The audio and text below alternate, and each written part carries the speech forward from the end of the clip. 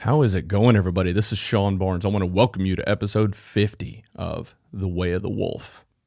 We are almost 1 year into this show.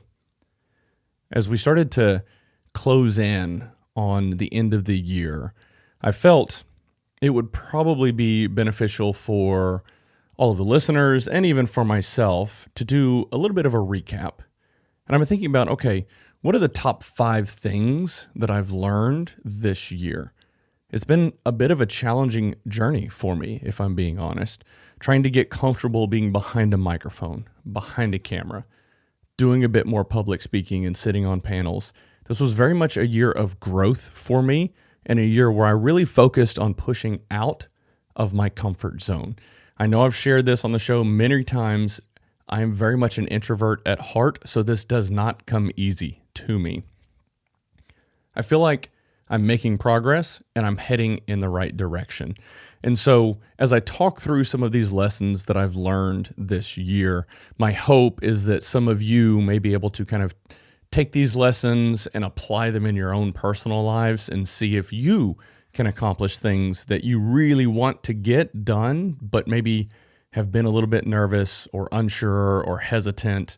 So all that being said, let's go ahead and dive into this. First, you've got to be able to adapt. Now, the most recent example that I have is I actually have had a guest scheduled to come on the show today. Well, yesterday or this weekend. And something came up. He wasn't able to make it to the house. So we're going to reschedule and just record that session next week. Not a big deal in the grand scheme of things, but it did mean that I had to pivot and adapt and figure out, okay, what content do I want to cover? There's going to be times in our lives where things don't go as planned, and that's okay. Yeah, you can get frustrated and pissed off and kick your feet around, but what does that really accomplish? Nothing. You still got to get something done. You still have to be able to move forward and accomplish whatever you set out to accomplish. So if things blow up, which they inevitably do and will on some sort of regular occasion, that's okay. Take it in stride. Just keep moving forward.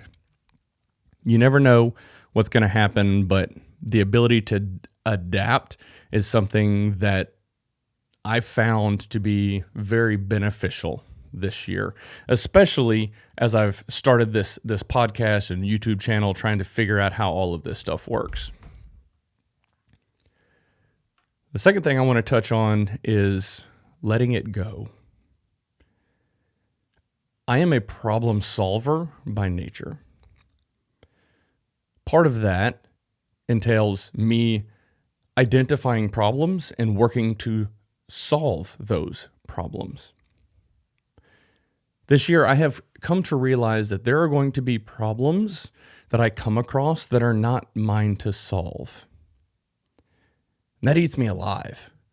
It kind of pisses me off at times because if I can't solve this problem, I think I look internally and ask myself, what am I doing wrong? Why can't I fix this problem? And what I've come to realize is not all problems are mine to solve. Some problems, you just have to step back and let that person or that team or that business figure it out on their own. Start focusing on the areas that you can make an impact and you can make a difference. That is where you need to invest your time and energy.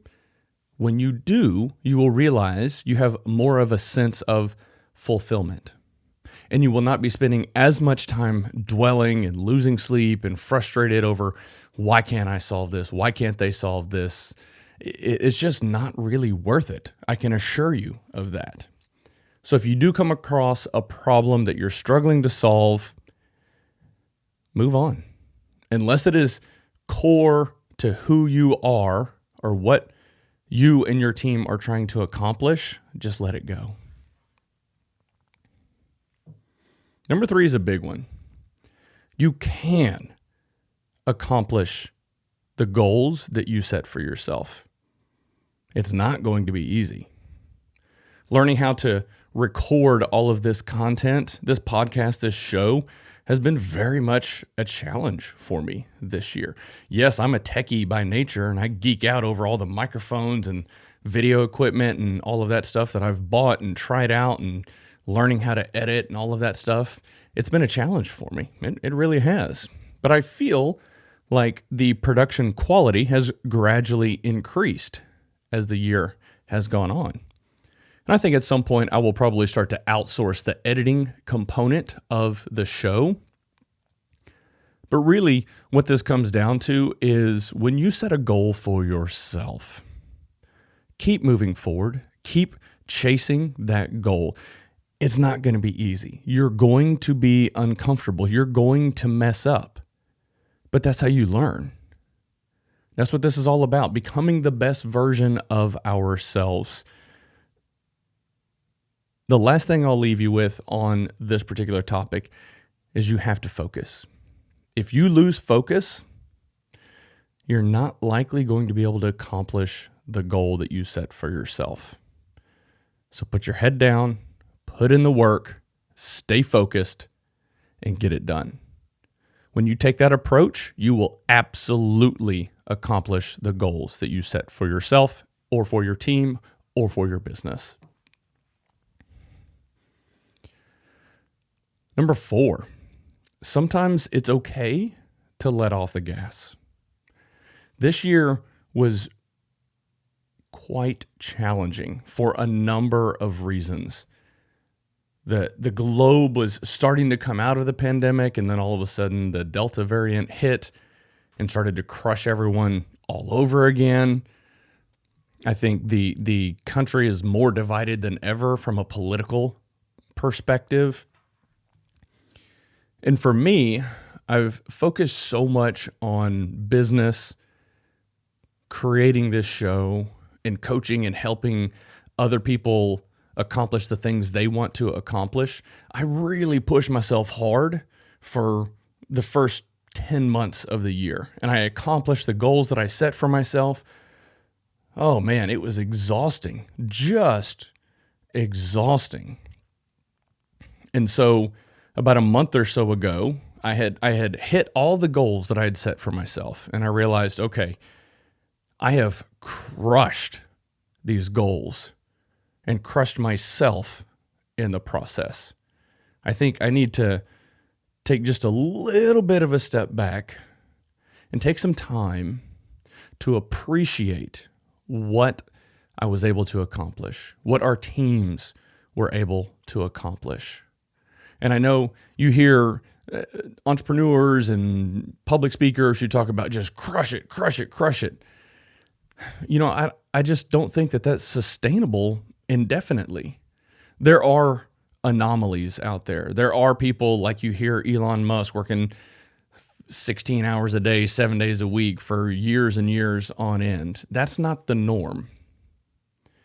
You have to have an element of self-awareness so that you know when you're approaching that breaking point, you've got to let off just a little bit to maintain your sanity.